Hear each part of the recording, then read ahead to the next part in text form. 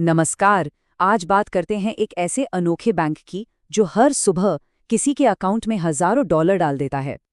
चलिए आज इसी दिलचस्प आइडिया को थोड़ा और समझते हैं, एक ऐसा आइडिया जो शायद जिंदगी को देखने का नजरिया ही बदल दे। तो इस कहानी की शुरुआत करते हैं। सोचिए, एक बहुत ही खास बैंक है और वो एक बड़ा ही शानदार मौका दे रहा है। जरा कल्पना कीजिए कि हर रोज सुबह किसी के बैंक अकाउंट में $86,400 आ जाते हैं, बिना किसी शर्त के बस आ जाते हैं। तो सवाल ये उठता है कि कोई उन पैसों का क्या करेगा? लेकिन इस बैंक के कुछ नियम बड़े अजीब हैं। पहला तो ये कि दिन के आखिर में जो भी पैसा बचा वो अगले दिन नहीं मिलेगा। दूसरा, कोई कैश बैलेंस नहीं रख सकते। और तीसरा, हर शाम को जो भी रकम इस्तेमाल नहीं हुई वो समझो गई, कैंसिल हो जाती है। तो जाहिर सी बात है, कोई भी सोचेगा कि दिन खत्म होने से पहले एक एक डॉलर निकाल लिया जाए और उसका पूरा इस्तेमाल हो, है ना? लेकिन यहीं पर इस कहानी का सबसे बड़ा ट्विस्ट आता है। ये कोई मामूली बैंक नहीं है और इसकी जो करेंसी है ना, वो डॉलर या रुपीज है ही नहीं। सच तो ये है कि ऐसा ही एक बैंक हम सबके पास है। जी हाँ, हम सभी के पास, हर दिन, बिना एक भी दिन चुके। और जानते इस बैंक का नाम क्या है? समय। और इसकी करेंसी है सेकंड। हर सुबह ये बैंक हम सबके अकाउंट में पूरे 86,400 सेकंड्स क्रेडिट कर देता है।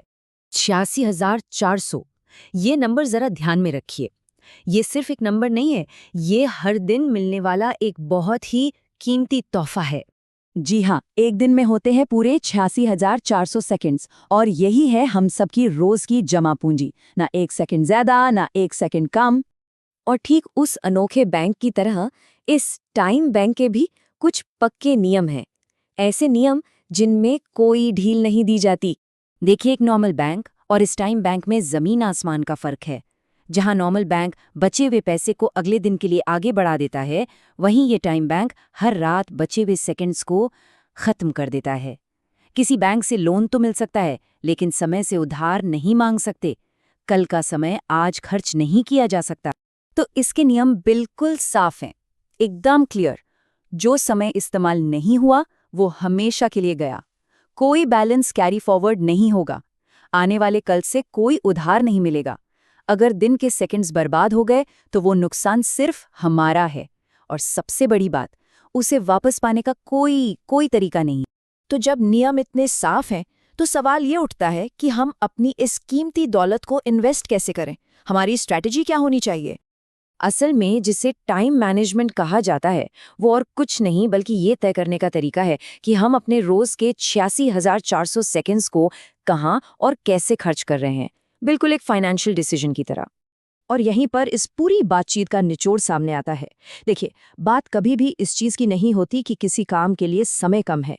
बात इस चीज की होती है कि क्या हम उस काम को वाकई में करना चाहते हैं और वो हमारी प्रायोरिटी लिस्ट में कहाँ पर है। तो सबसे जरूरी बात यही है, मसला समय की कमी का है ही नहीं, ये तो सारा सवाल प्रायोरिटी का है कि हम किसे प्रायोरिटी देते हैं। हम अपने सेकंड्स उन्हीं चीजों पर खर्च करते हैं जिन्हें हम सबसे ज्यादा जरूरी मानते हैं। तो ये पूरी बात एक सवाल पर आकर रुकती है। आज सुबह हम सबके खाते में 86,400 नए सेकंड जमा हुए हैं। इस अनमोल पूंजी को कैसे निवेश किया जाएगा?